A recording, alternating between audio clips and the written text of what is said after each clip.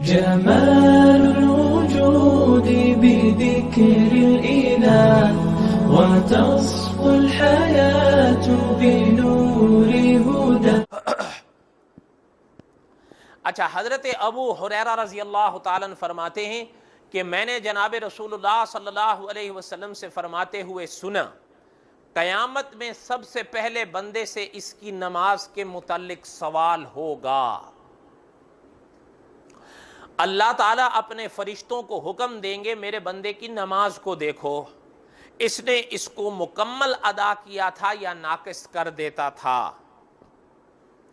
اگر اس کی نماز کامل ہوگی تو اس کی نماز کو کامل لکھ دیا جائے گا، اور اگر اس نے نماز میں کوتاہی کی ہوگی تو اللہ تعالیٰ فرمائیں گے کہ دیکھو میرے بندے کی کوئی نفل نماز ہے، اگر کوئی نفل نماز ہوگی تو حکم ہوگا کہ میرے بندے کے فرض کو اس کی نفل سے پورا کر دو، پھر اسی طریقے پر باقی اعمال کا حساب ہوگا۔ یہ حدیث تو بڑی واضح ہے، آپ اکثر حضرات سنتے بھی رہتے ہیں، نماز کا کامل اور نقص، نماز کا مکمل ہونا، ناقص ہونا بڑا واضح ہے۔ حضرت ابن مسعود رضی اللہ عنہ فرماتے ہیں کہ جناب رسول اللہ صلی اللہ علیہ وسلم نے ارشاد فرمایا، بندے سے سب سے پہلے نماز کا حساب ہوگا اور لوگوں کے درمیان سب سے پہلے خون ناحق کا فیصلہ ہوگا، جس کو ناحق قتل کہتے ہیں۔ حضرت یحییٰ رحمۃ اللہ علیہ کی ایک بات علامہ جلال الدین سیوطی رحمۃ اللہ علیہ نے لکھی ہے، وہ بھی سن لیں۔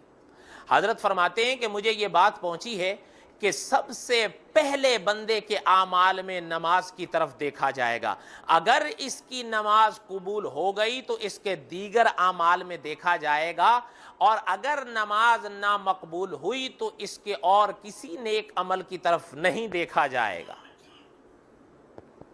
اس کے تھوڑی سی شرح سمجھ لیں، اس لیے کہ بسا اوقات کچھ لوگ ایسے ہوتے ہیں کہ وہ نماز کے اتنے پابند نہیں ہوتے لیکن ماہ رمضان میں روزے اور نماز کے پابند ہوتے ہیں۔ اچھا، پھر کچھ لوگ کیا اکثر ایسے ہیں کہ وہ 68 کے نمازی نہیں ہیں بلکہ 8 کے نمازی ہیں، وہ صرف ایک جمعے کی نماز ادا کرتے ہیں، باقی سب اپنے ذہن کے مطابق وہ فارغ بیٹھے ہوتے ہیں، پڑھتے ہی نہیں ہیں۔ ہاں اتنا ضرور ہے کہ وہ مانتے ہیں کہ ہم گناہ کر رہے ہیں، اور یہ بھی بسا غنیمت ہے، اسی عقیدے نے تو ان کو کافر ہونے سے بچا رکھا ہے۔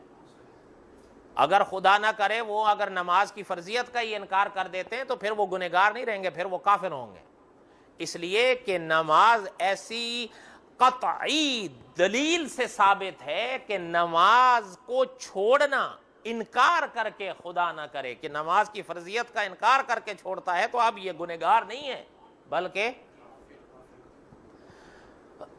اس لیے اس کا کیا معنی ہے؟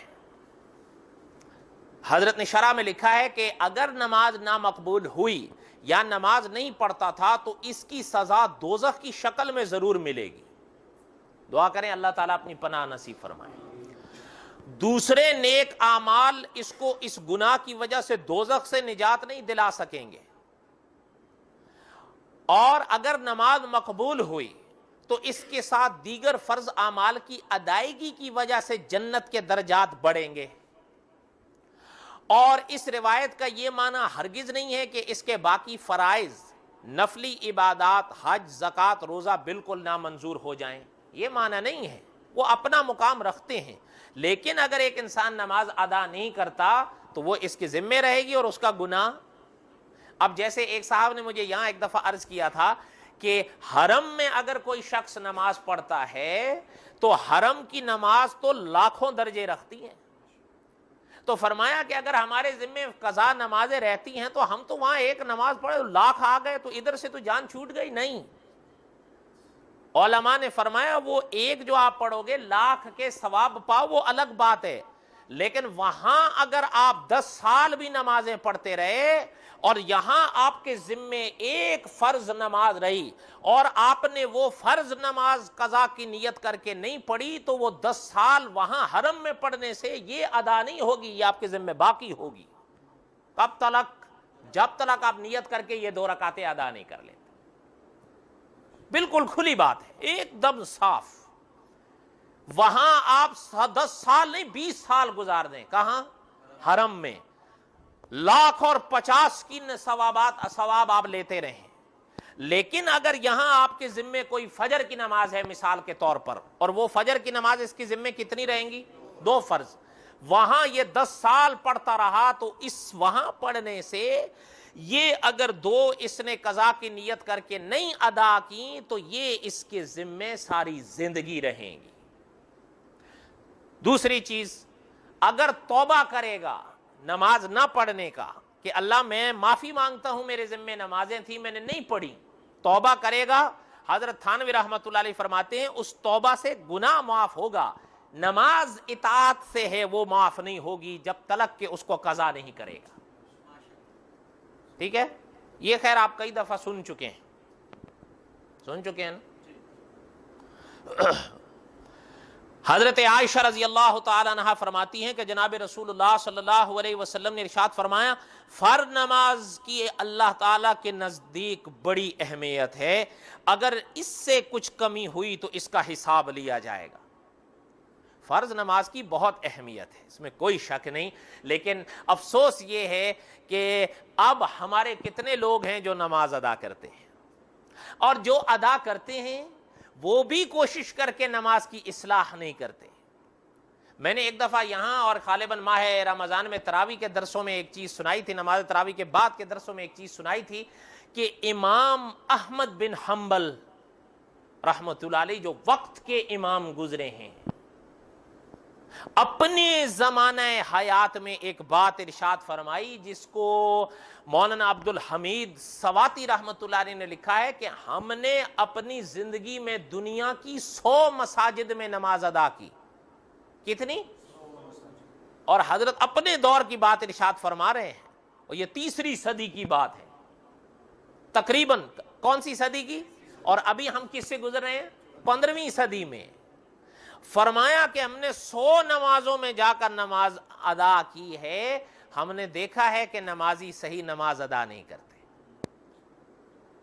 और उसी की तलाफी के लिए हजरत ने किताब सलात लिखी थी, किताब पर एक नमाज पर एक किताब लिखी थी हजरत।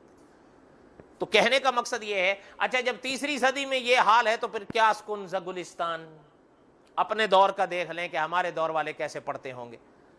हमें याद है कारी अब्दुल्ला आबिद साहब मरहूम ने एक दफ़ा एक वाक़या सुनाया था। फरमाया हमारी मस्जिद में एक साहब तशरीफ़ लाए, हज़रत ने बताया कि वो कहाँ से आए थे, हम उसको छोड़ते हैं। हज़रत ने फरमाया वो आए तो गालिबन बिल्कुल मुख्तसर वक्त में 2 रकातें ऐसी लपेटी ना उसने कि हज़रत फरमाते मैं तो दंग रह गया, इतनी जल्दी नमाज। हज़रत फरमाते वो नमाज से फारिग हुए तो हज़रत का तो खैर एक अपना अंदाज होता था। हज़रत फरमाते मैंने कहा कि वो भाई मेरी बात सुनो, ये क्या किया है आपने कि जी नमाज अदा की। फरमाया इतने जल्दी तो कोई इंसान सूरह फातिहा एक दफा नहीं पढ़ सकता, आप 2 रकातें कैसे लपेट ली हो।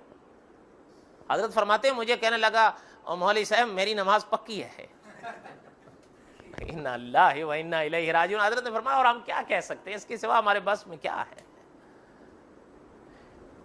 हालांकि ये देख लें आप, हजरत आयशा फरमा रही हैं रजी अल्लाह तआला अन्हा कि जनाब रसूलुल्लाह सल्लल्लाहु अलैहि वसल्लम ने इरशाद फरमाया कि फर्ज नमाज की अल्लाह ताला के नजदीक बड़ी अहमियत है।